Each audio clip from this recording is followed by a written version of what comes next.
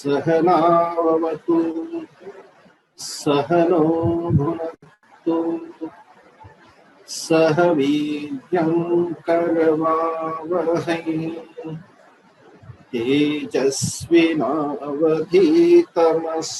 मा विद्विषावहै। ओम शांति शांति शांति।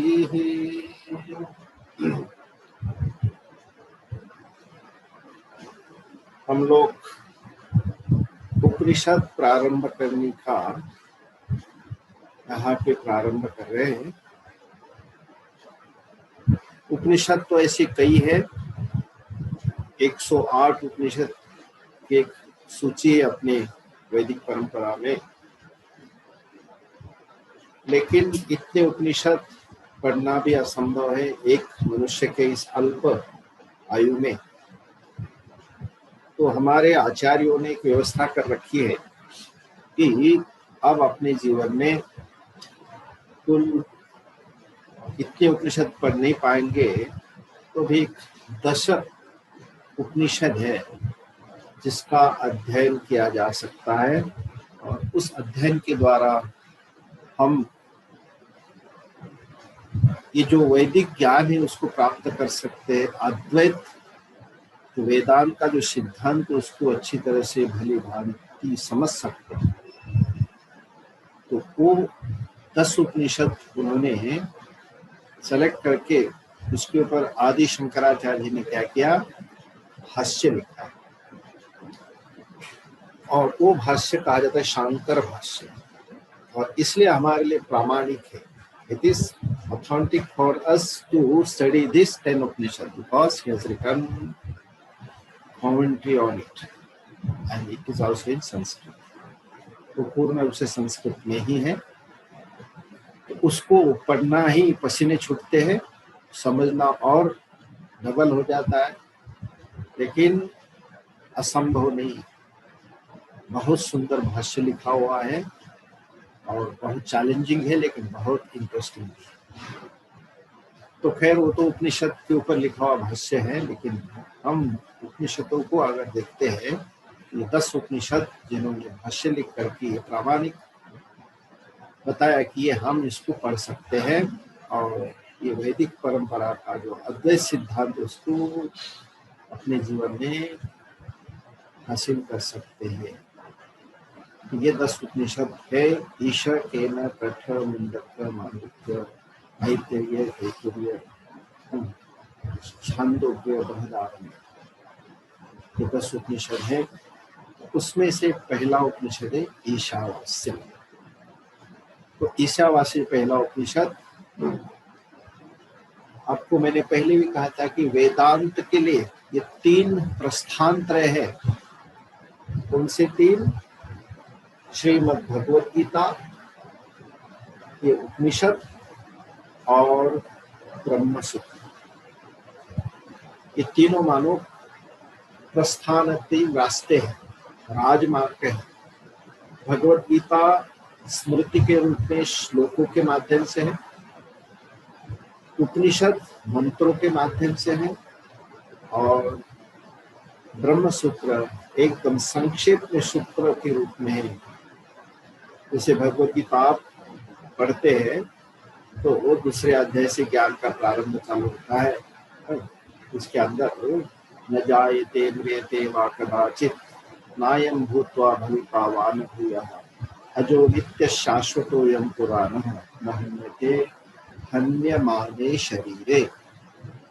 अद्वैत सिद्धांत का पूर्ण जो है यहाँ पे अच्छी तरह से विस्तार पूर्वक सिद्धांत को समझाया। ये हो गई भगवद गीता श्लोक के रूप में। अब दूसरा है ये उपनिषद। उपनिषदों में कई उपनिषद हैं, उसके अंदर ईशावास्य आदि लेकर के मुंडक मांडुक्य आदि उपनिषद है, उसके अंदर मंत्र लिखे हैं। तो कहते हैं कि उन्होंने परीक्ष लोकान कर्मचितान नास्तिक कृता कृतेन तद विज्ञानार्थम स गुरुमेवाभिगच्छे श्रोत्रियम ब्रह्मनिष्ठा। ऐसे मंत्र के माध्यम से इन उपनिषदों को अच्छी तरह से समझ जा सकता है और उसको भाष्य के माध्यम से बहुत बढ़िया समझाया। फिर आगे ना ब्रह्म सूत्र, उसके अंदर पहला सूत्र है अथा तो ब्रह्म जिज्ञासा, कि हम अगर योग्य है, अधिकारी है, अथा आपका अंतकरण शुद्ध है, आप वेदांत सिद्धांत के लिए तैयार है, तो इसके लिए उसके बाद ब्रह्म जिज्ञासा, अथा तो ब्रह्म जिज्ञासा, अतः ब्रह्म जिज्ञासा, आप उसके लिए योग्य है, अधिकारी है, तो आप ब्रह्म के लिए जिज्ञासा मतलब इच्छा कर सकते हैं, और तब आप उस ब्रह्म को जानने के लिए योग्यता रख सकते हैं। ये 3 प्रस्थान है, भगवद गीता, उपनिषद और ब्रह्मसूत्र। तो इन प्रस्थान त्रयों के माध्यम से हम ब्रह्म ज्ञान को प्राप्त कर सकते। ब्रह्म ज्ञान है क्या? इसके अंदर सर्वम खलु इदम ब्रह्म, जिसके अंदर ये सब कुछ क्या है? उस आत्मा का ही व्यापक स्वरूप है, जो व्यापकता सबके अंदर है। हम अपने छोटे मोटे उदाहरणों में भी हमारे हर एक प्रांत के अलग अलग भाषाओं के अनुयायी हमारे संतों ने भी उसको अपने अपने भाषाओं में प्रकट किया। जैसे आप हिंदी इसमें कहते तो वो कहते कि सिया राम मैं सब जग जानी करहु प्रणाम जोरी जुग पार, मैं सबको प्रणाम करता हूँ, सबके अंदर मैं भगवान देखता हूँ। सब जो है उसी भगवान से सब अछूते, जैसे आकाश के जैसे। महाराष्ट्र के संतों ने वहाँ विठ्ठल जळी सळी भरला ऋता ठाव नाही उरला, आज मैं दृष्टि ने पाहिला विठ्ठलची विठ्ठल। तो अपने सगुण साकार रूप को भी वो एक निर्गुण निराकार रूप में वहां देखते हैं और उसका अनुभव करते हैं। तो ये वेदांत के सिद्धांत के ही प्रमाण है। तो उसको ही समझाने के लिए बहुत सुंदर इन वेदांत के अंदर सुंदर सुंदर उदाहरण दिए हुए हैं। और कहते ऐसे सिद्धांत को समझने वाले, समझने की चेष्टा करने वाले कुछ विशेष रेयर होते हैं, जिन्होंने इसको अपने जीवन में हासिल किया। पहले तो अद्वैत सिद्धांत के लिए मन होना, अद्वैत सिद्धांत को समझने की अंदर जो एक वृत्ति उठना, ये बहुत बड़ी भाग्य की बात है। और जिसने इसको समझ लिया हो तो इसका कहना ही क्या। शास्त्र ने कहा है कि जिसकी माता बहुत बड़ी भाग्यशाली है, कुलम पवित्रम जननी कृतार्थाः वसुंधरा पुण्यवती चयेन अपार सच्चिदानंद सुख सागरे स्मिन् लीनम परे ब्रह्मणि यस्य चेतः, कि जिसका चित्त इस पर ब्रह्म में लीन हो गया, उसको बाह्य विषयों का, बाह्य संसार के अंदर का जो आकर्षण कहीं नहीं रहा, उसका अपने आप में अद्वैत सिद्धांत के अंदर सच्चिदानंद सुख सागरे, जिसका कोई पार नहीं, ऐसा सुख सच्चित आनंद स्वरूप जिसके अंदर वो लीन हो गया है, तो कौन है? बहुत भाग्यशाली है। कुलम पवित्र, उसका कुल पवित्र हुआ, उसकी माँ कृतार्थ का अनुभव करे कि उसने पुत्र को जन्म दिया, और उसने एक दिन अपने इस जीवन के अंदर अद्वैत सिद्धांत को समझ लिया। जननी कृतार्थ वसुंधरा पुण्यवती, और वो भूमि जहाँ पर जिस व्यक्ति ने जन्म लिया, जिसने इस अद्वैत सिद्धांत को अपने जीवन में अपनाया और सब कुछ सर्वम खलु इदम ब्रह्म, इस प्रकार से जिसने ज्ञान प्राप्त किया, वो बहुत बड़ा भाग्यशाली। और उसने अपनी परंपरा को, अपने माता के पक्ष को, पिता के पक्ष को कृतार्थ किया, जिसकी माँ जो है पवित्र हुई, जिसने अपने कोख में जिसको पाला और पैदा किया।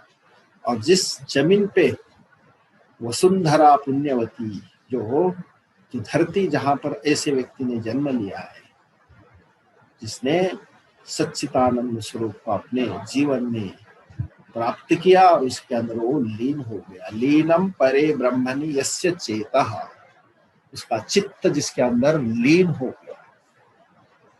तो ये बहुत बड़ी एक जीवन की जो है उपलब्धि है, और यही इसी के लिए हमारा जीवन, इसलिए हम 4 आश्रमों में अगर हमारे इस जीवन को बांटते हैं तो ब्रह्मचर्य, वानप्रस्थ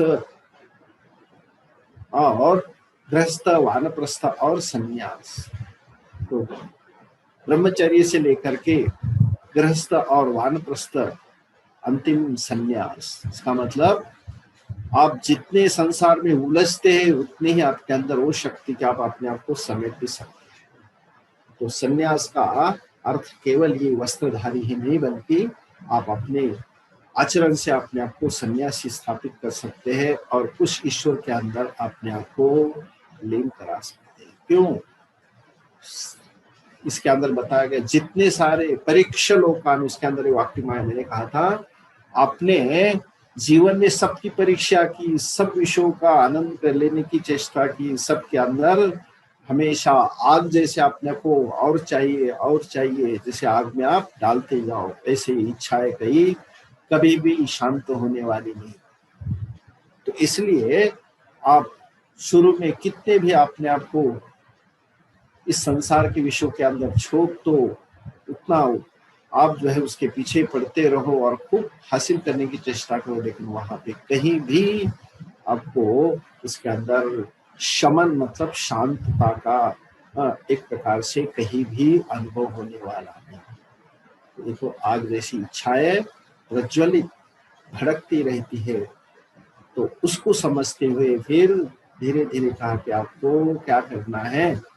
इसलिए उनका परीक्षा लोकान कर्म चितान, कर्म से प्राप्त होने वाले विषयों के भोग उसका हमने बहुत सारा अनुभव किया कि कई लोग अपना अपना संपूर्ण जीवन, अपना शरीर उसके अंदर क्या करते हैं,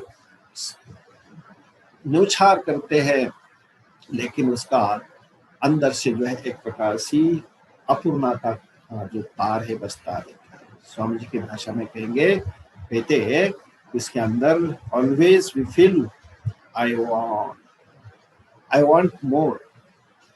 अंदर जो अपूर्णता है वो पूर्णता के लिए लालायित रहती है, मुझे और चाहिए और चाहिए। और वो जैसे अपना जो हमारे भारत देश का जो है संगीत है, जिसके अंदर तंबूरा बजता रहता है, आई वांट, मुझे और चाहिए।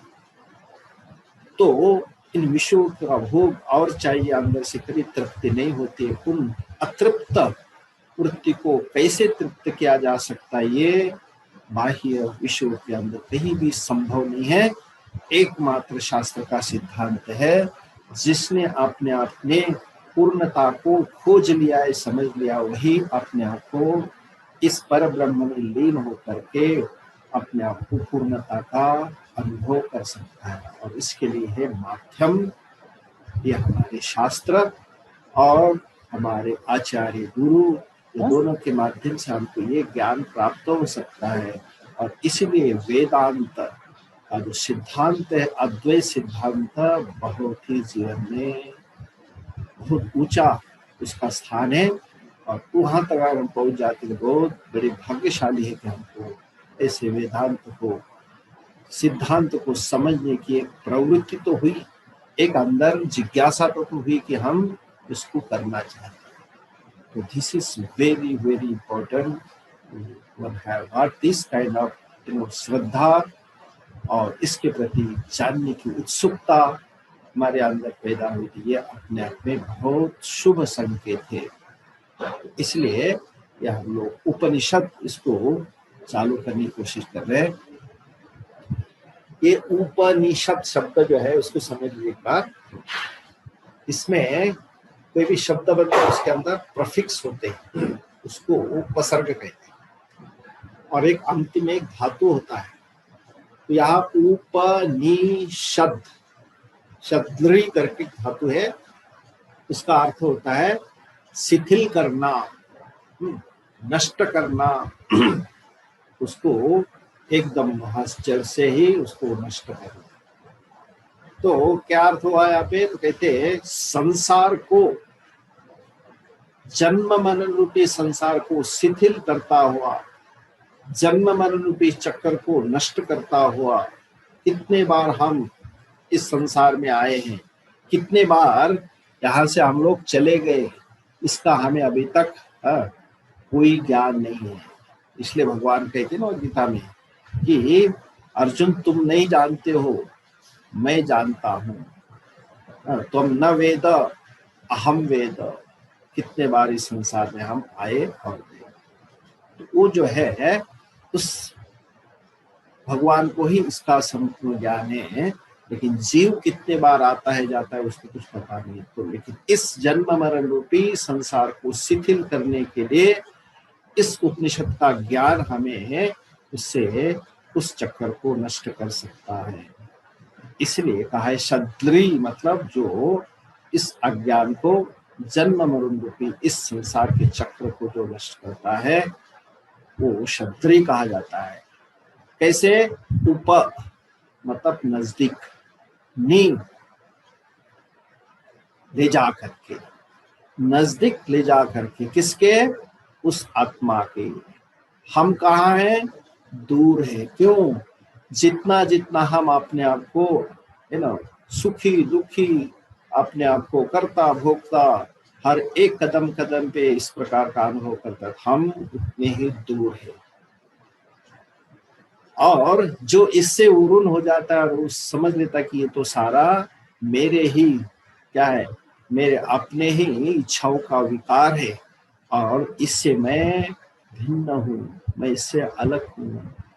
और इसको फाइनली जाकर कहा जा सकता है हम सच्चित आनंद स्वरूप, मैं विकारवान नहीं हूँ, मैं निर्विकारी आत्मा हूँ। ये जो एहसास होगा उसी का ही ये प्रतिरूप यहाँ पे उपनिषद, मतलब मैं उस आत्म तत्व को समझ करके उसको अपने आप को उसके नजदीक ले जा करके इस जन्म मरण रूपी और मेरे अपने आप में जो अज्ञान है उसका है ना जड़ से उसको नष्ट करता हुआ अपना मैं ज्ञान प्राप्त करता हूँ। तो इसलिए कहा जाता है ऊपर मतलब नजदीक ले जाना, नी का अर्थ तो ले जाना, और शद्री का अर्थ है अज्ञान को नष्ट करके संसार के इस चक्र को नष्ट करता हुआ अपने आप का ज्ञान प्राप्त कराना, वही इस उपनिषद का मुख्य लक्ष्य है। तो आप हमेशा उपसर्ग का प्रयोग करते, जैसे आपने कहा कि उपवास, वास मतलब रहना, उप का अर्थ होता है नजदीक। जैसे उपवास करते हम लोग, व्रत करते हैं, तो क्या करते हैं आप लोग? नजदीक रहते हैं। किसके? घर के, माता पिता के नहीं, हम ईश्वर के नजदीक रहते, भगवान के नजदीक। कैसे? कायेन वाचा मनसा, जैसे शरीर के द्वारा मैं जो पूजा पाठ करता हूँ तो मतलब ईश्वर के साथ मेरी सन्निधि बनी रहती है। वाणी से मैं क्या करता हूँ? मंत्र जप करता हूँ, भजन करता हूँ, इसलिए हम लोग वाणी से उनके नजदीक रहते हैं।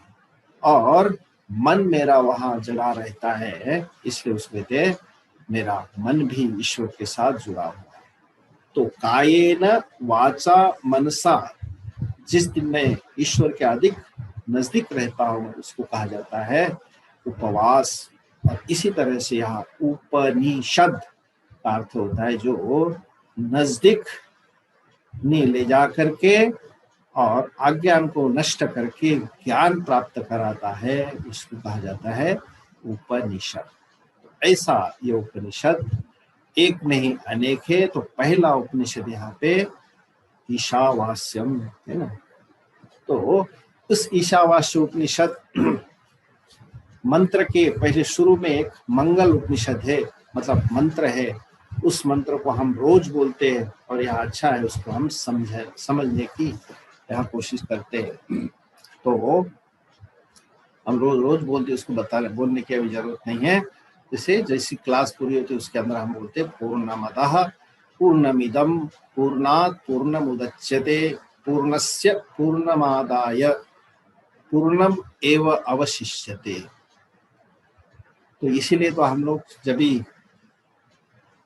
जब प्रारंभ करते हैं तो सहनावतु बोलते हैं और समाप्त करते हैं तो ये पूर्णमद बोलते हैं। तो ये मंत्र है उपनिषदों से लिए हुए, इसलिए तो वैदिक मंत्र है। तो वो जो है सहनावतु वो कठोपनिषद का है और ये पूर्णमदा ये ईशावास्य है।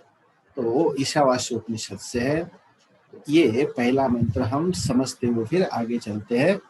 तो इस मंत्र का अर्थ के ओम पूर्णम अदः पूर्णम इदम। पूर्णम आप जानते हैं, पूर्णम मतलब संपूर्णम, अखिलम, है ना, इसके अंदर कोई कमी नहीं है। तो पूर्णम अदः, अदः और इदम दो शब्द है। पूर्णम अदः पूर्णम इदम। मेरे दृष्टिगोचर से जो पर है उसको अद कहते हैं, अदस शब्द है। तो वो जो अदस है उसका अर्थ होता है वह, दैट। क्या है वह? वह आत्मा ब्रह्म कैसा है? एकदम उपाधि से पर है। हम ये उपाधि युक्त संसार को देखते हैं, लेकिन वो कैसा है? निरुपाधिकम ब्रह्म अदः, दैट ब्रह्म, वह आत्म तत्व निरुपाधिकम अदः, वह ब्रह्म निरुपाधिक है, परोक्ष है और सबका कारण है वह। तो इसलिए पूर्णम अदः, जो निरुपाधिक है, परोक्ष है, सबका कारण है, वह ब्रह्म पूर्ण है। फिर पूर्णम इदम, इदम मतलब मेरे दृष्टिगोचर, जहां मैं पहुंच सकता हूं। इदम मतलब सोपाधिकम। और पहला था कारण, यह है कार्य रूपम। पहला निरुपाधिक और ये सोपाधिक है। पहला कारण था, अब ये कार्य है क्योंकि दिखाई देता है। जैसे आपको उदाहरण अगर देखेंगे तो कार्यम, जो मेरे सामने एक कोई कपड़ा है तो कपड़ा क्या है? मैं उसका कार्य मतलब काम में लेता हूं, तो कपड़ा जो है यह है मेरे सामने, उसका तंतु जो है वो उसके लिए कारण है। तो कारण ब्रह्म अदः कार्यम ब्रह्म इदम, निरुपाधिकम ब्रह्म अदः और सोपाधिकम ब्रह्म इदम। तो परोक्षम ब्रह्म अदः और अपरोक्ष जो प्रत्यक्ष है मेरे लिए वो क्या है? इदम। तो ये अदः इदम इन दोनों को समझे। तो पूर्णम दोनों एक साथ बराबर है। तो पूर्णम अदः जो मेरे दृष्टि को से परे है, कारण स्वरूप है। पूर्णम इदम ये मेरे सामने जो मैं जिसका व्यवहार करता हूँ, लेन देन जितनी सारी चीजें हैं वो क्या है? ये साकार, सगुण साकार है। वह कार्य कारण कार्य रूपम। तो ये कारण रूप, ये कार्य रूप। तो पूर्णम अदः पूर्णम इदम पूर्णात् पूर्णम उदच्यते। अब ये जो है हमने कार्य रूप जो ब्रह्म लिया है उसके अंदर अगर हम क्या करते इन सभी को, अब देखिए ये जितने हमने क्या किए, सोनक, ये आप सुवर्ण लीजिएगा, सुवर्ण के अलंकार बने हुए हैं, गहने बने हुए हैं। और ये जो गहने सारे, ये भी सारे के सारे क्या है? मानो ये भी पूर्ण नहीं है, पूर्णात। उनको सभी को मिला दीजिए, रिंग है, चैन है, अंगठी है, सब कुछ, बैंगल है, इन सभी को मिलाने के बाद सबको एक कर दिया, पूर्णात पूर्णम उदच्यते। उसके अंदर सबको एक मिलने के बाद क्या होता है? एक को करो, एक उसका स्वरूप बनाओ तो भी पूर्णात पूर्णम उदच्यते, पूर्ण ही उसके अंदर से बना रहता है। और फिर कहते पूर्णस्यम पूर्णम आदाय, उस पूर्ण को अगर फिर हम वापिस इनका और अलग जो है कार्य रूप में लेते हैं, अलग अलग गहनों में उसको बांटते हैं, तो पूर्णस्य पूर्णम आदाय, अगर हम उसको फिर दोबारा अलग अलग नाम रूप में देखते हैं तो उससे अंदर भी वो नष्ट नहीं होता, बल्कि पूर्णस्य, पूर्ण को पूर्ण में ही अगर हम लोग क्या करते हैं, उसके अंदर एक करते हैं, तो उसके अंदर जो बाकी जो रहता है सबके अंदर वो पूर्णम एव अवशिष्यते, जो बचता है वो भी पूर्ण ही है। तो उस पूर्ण से पूर्णम, यह जो पूर्ण है हाँ, वो सबका सब पूर्ण ही क्या होता है, उद्भूत मतलब बना रहता है। अगर हम कहेंगे प्रलय काल में सब कुछ जो है नष्ट होता है, तो वहां पर भी प्रलय का जो ज्ञान काल है उस समय भी वो भी पूर्ण ही रहता है। फिर उस पूर्ण से जब सृष्टि होती है तो पूर्णस्य पूर्णम आदाय, जब सृष्टि होती है तो उस समय भी पूर्णम एव अवशिष्यते, फिर भी उसके अंदर कोई विकार नहीं आता। It left out only complete. There is no anything, less than the completeness. So everything is Purnam. तो इसका अर्थ ये हुआ, जो कारण रूप, निरुपाधिक, अधः सोपाधिक कार्य रूपम इदम पूर्णात् पूर्णम उदच्य, जो निरुपाधिक है उससे ही ये जो है पूर्ण ही बना रहता है। और इस पूर्ण को अगर हम फिर दोबारा उस प्रलय के रूप में उसको अगर हम एक कर जाते हैं, सारे गहने को एक कर लेते हैं, सारे संसार के नाम रूप को एक करते हैं, तो भी वो पूर्ण ही रहता है। पूर्णम एव अवशिष्यते। इस प्रकार से इस तत्व को समझाने के लिए एक अलग प्रक्रिया कि सगुण साकार, निर्गुण निराकार, इन दोनों में कहीं भी भिन्नता नहीं है। हमारी केवल दृष्टि, हम अपनी दृष्टि से उसको देखते हैं, लेकिन है उनके अंदर पूर्ण है, उसके अंदर कोई भी अधूरापन नहीं है। केवल हमारी दृष्टि का ही हमारा भेद है, बाकी उसके अंदर कोई कमी नहीं है। तो इसलिए पहला ही मंत्र यहाँ पर क्या होता है कि पूर्णम, पूर्णस्य पूर्णम आदाय पूर्णम एव अवशिष्यते, ये जो है पूर्ण ही रहता है। तो ये पहला मंत्र हुआ, पूर्णम अधः पूर्णम इदम पूर्णात् पूर्णम उदच्यते। उस पूर्ण से पूर्ण ही रहता है। पूर्ण को अगर पूर्ण में मिलाया जाता है तो आखिर में वो पूर्णम एवं अवशिष्यते, वो कभी भी न्यून नहीं होता अपने स्वरूप से। 3 बार की शांति कहिए, ओम शांति ही शांति ही शांति ही। 3 प्रकार की शांति इसलिए कि हम हमेशा 3 तापों को, उनके साथ हमेशा संघर्ष करते हैं। 3 ताप हमें हमेशा तपाते रहते हैं, हमें तकलीफ में डालते रहते हैं, है ना। तो वो कौन से ताप है?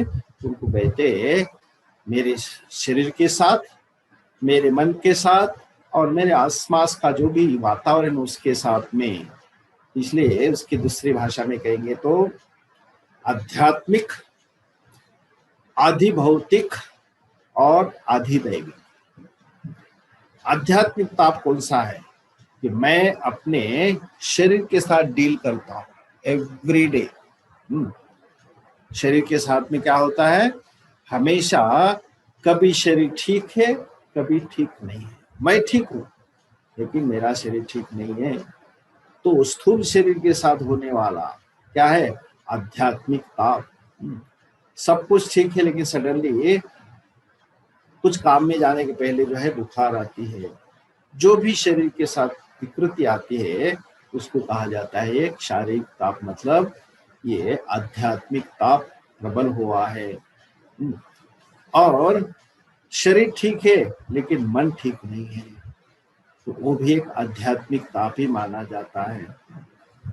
तो इनको ठीक करने के लिए भले हम उपचार करते हैं, लेकिन कहते कि आपको सबसे, वो उपचार करते करते वो तो अपनी जगह है, लेकिन अपन को क्या करना चाहिए, शुद्ध प्रे, ये प्रार्थना भी बहुत बड़ा अपने आप में हमारे लिए एक बहुत ही सुंदर उसके लिए उपाय माना जाता है। तो इसलिए हम लोग कहते हैं कि उस आध्यात्मिक ताप को शांत करने के लिए एक पहली शांति ही मेरा मन, मेरा शरीर क्या रहे, आरोग्य स्वस्थ रहे, वो हो गया आध्यात्मिक ताप की शांति। दूसरा है आध्यात्मिक आधि भौतिक, जो मेरा शरीर सही है, मन सही है, लेकिन आसपास का वातावरण, जितने सारे जीव जंतु है ना, मच्छर से लेकर सांप बिच्छू तक, ये सारे के सारे जो है मेरे लिए ऐसे भूत है जो कि मुझे प्रभावित कर सकते हैं, है ना।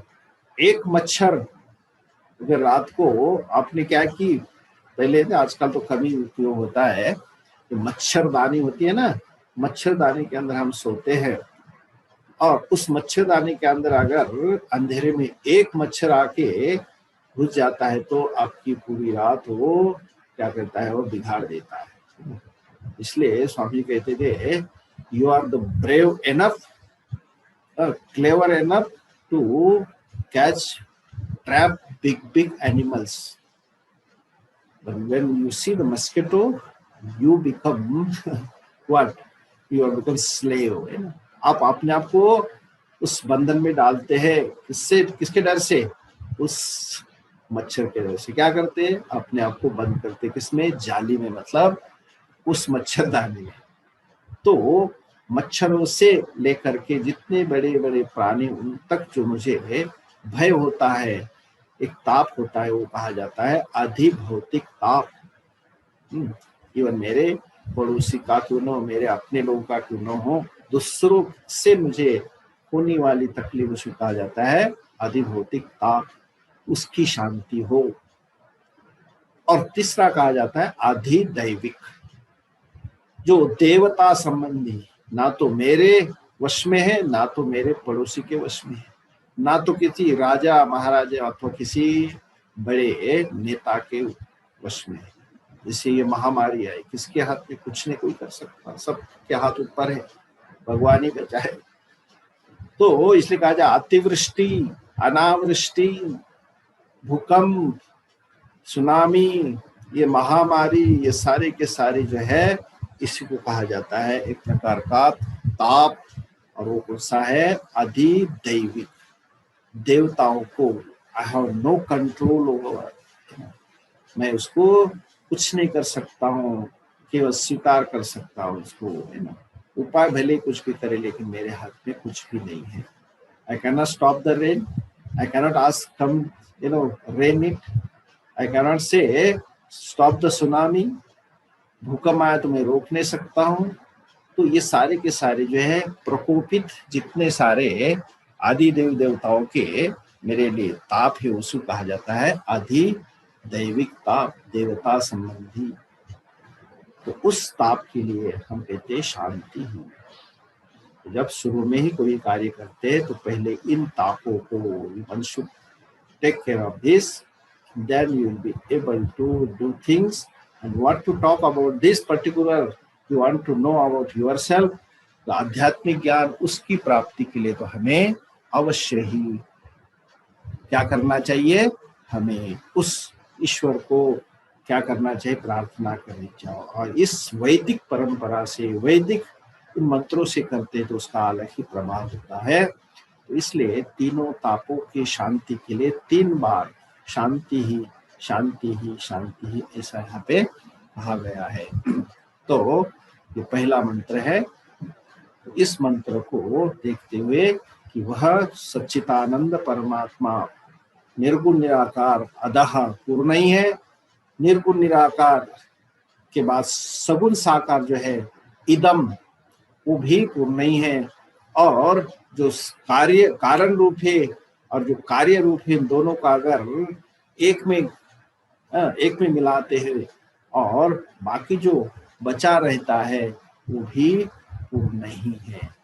तो पूर्ण से ही पूर्ण संभव है, इसलिए उसके अंदर कहीं भी अपूर्णता नहीं है। पूर्णम एव अवशिष्यते, तो ऐसा आत्म तत्व पूर्ण ही है, और वो पूर्ण आत्मा हमें क्या करे, हमारे तीनों तापों की शांति करे। इसलिए कहा गया है शांति ही शांति ही शांति ही। तो ये पहला मंत्र उपनिषद का शांति के रूप में। तो इसको फिर हम लोग इसको आकर के आगे का मंत्र एक बार कर लेते हैं। पहला मंत्र है, एक बार पीछे बोल सकते हैं, ओम ईशावास्यमिदं सर्वं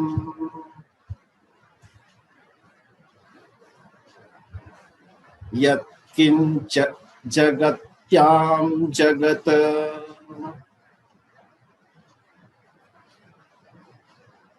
तेन त्यक्तेन भुञ्जीथाः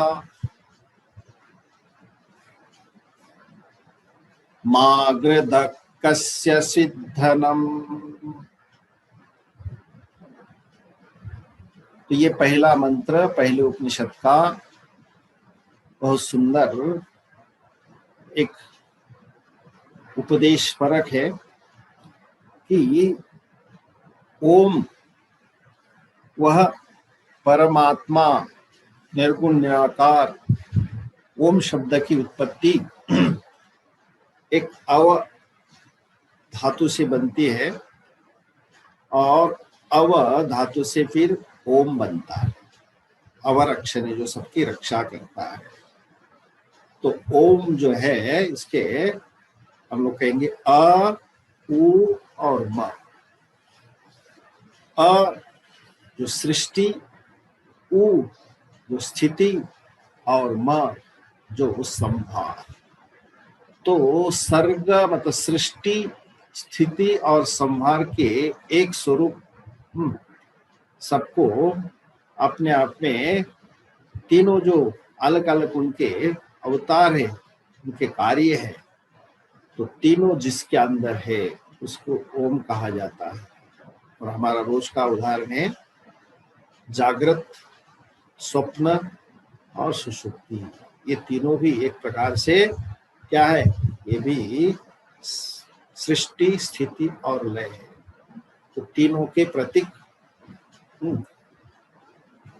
कार्य कारण रूप से तीनों के प्रतीक ओंकार के स्वरूप है। और काल के प्रमाण से भी देखेंगे तो जो भूत काल, वर्तमान काल और ये जो है भविष्य काल है, तो अ, उ, म ये तीनों के ये तीन प्रतीक है। तो इसलिए कहा जाता है अ, उ, म ये तीनों जो है सर्ग, स्थिति, लय, जागृत, स्वप्न, सुषुप्ति और मेरी ही जो भूत, भविष्य और वर्तमान तीनों का द्योतक, ये तीन है। इसलिए सबका जो साक्षी है उसको कहा जाता है ओम। ऐसा ओम ईशा वास्यमिदम, और जो ओम है वही क्या है, ईशः, सब जगत का जो है परमात्मा, स्वामी।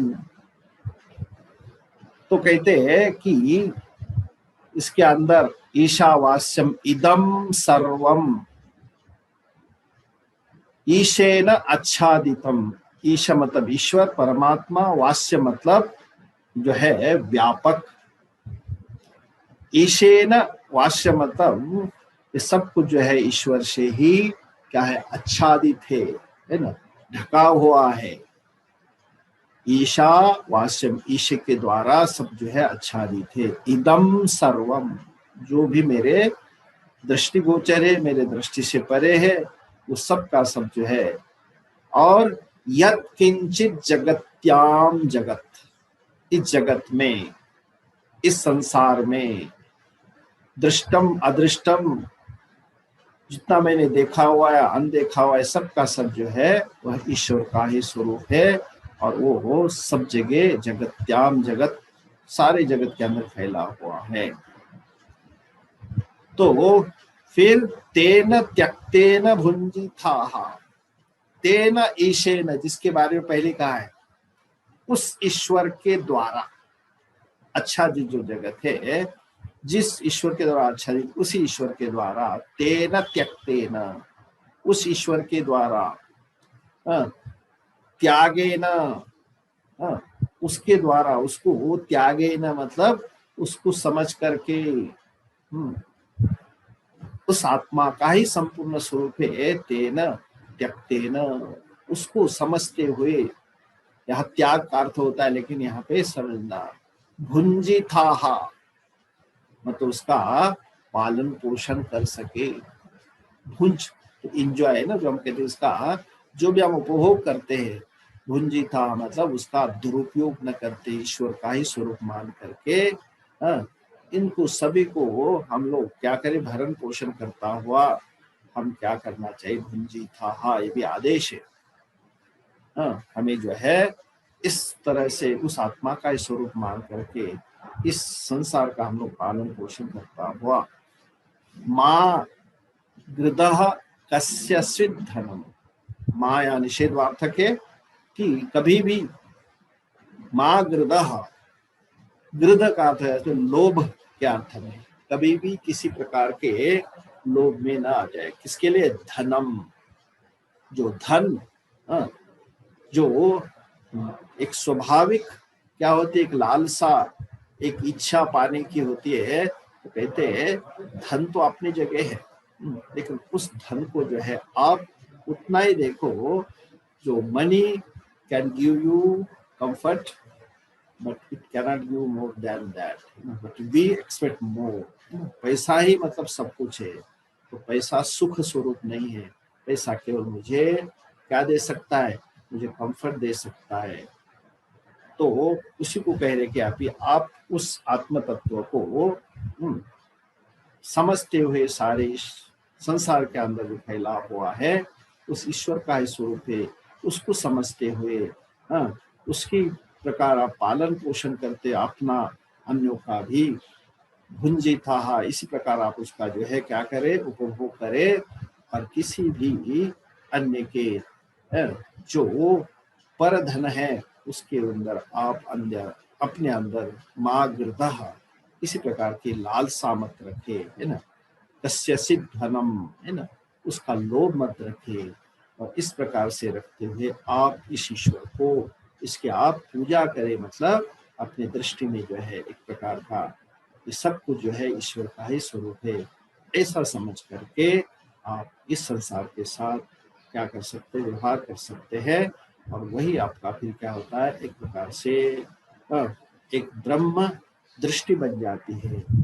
इसलिए पहले श्लोक में कहा कि ईशावास्यम इदम सर्वम, ईश्वर से ही आच्छादित जो भी यत् किंचित जगत्याम जगत, इस जगत में जो है, तेन त्यक्तेन, उसी के द्वारा, है ना, ये दिया हुआ, भुंजिता, इस जो पालन पोषण हम लोग करते हैं उनके द्वारा, उसी से आप एक बार अपना पालन पोषण करिए, उसके द्वारा प्राप्त हुआ, और जो है किसी के धन के प्रति अंदर लालसा मत करे, माँ गृधा कस्यचित् धनम, किसी के धन के मन में जो है क्या न करे, लोभ न करे, उसकी लालसा न करे, क्योंकि जो आपका है आपको मिलेगा, लेकिन जितनी हम लालसा करेंगे, है ना, तो वो क्या होगा कि यद आप अपने कर्म से जो प्राप्त करते हो, है ना, प्राप्तम तेन विनोदय चित्तम, अपने कर्म से जो प्राप्त होता है उसके अंदर अपने आप को आनंदित रखिए, है ना, मूढ़ जहि धनागम तृष्णा कुरु सद्बुद्धिम मनसि वितृष्णा, यल्लभत्से निज कर्मोपात्तम, अपने कर्म के द्वारा मुझे प्राप्त होता है, वित्तम तेन विनोदय चित्तम, अपना जो वित्तम जो प्राप्त होता है मेरे कर्म के द्वारा, उससे अपने मन को आनंदित खुश रखे। यही भज गोविंद ने कहा, यही कहा यहाँ पे, माँ कस्यचित् धनम गृहा, किसी अन्य जो है कि धन के प्रति मेरी लालसा अथवा लोभ नहीं होना चाहिए, और जो मिला है उसका आप खूब जो है उस ईश्वर का स्वरूप मान करके उसका उपभोग। ठीक, तो आज इतना ही रखते हैं, फिर आगे हम और कल देखेंगे इसी समय पे। अब जो इसी मंत्र को पूर्ण करते हुए बात सातवें ओम पूर्णमद पूर्णमिदं पूर्णात् पूर्णमुदच्यते पूर्णस्य पूर्णमादाय पूर्णमेवावशिष्यते ओम शांति शांति शांति हरि ओम श्री गुरुभ्यो नमः हरि ओम।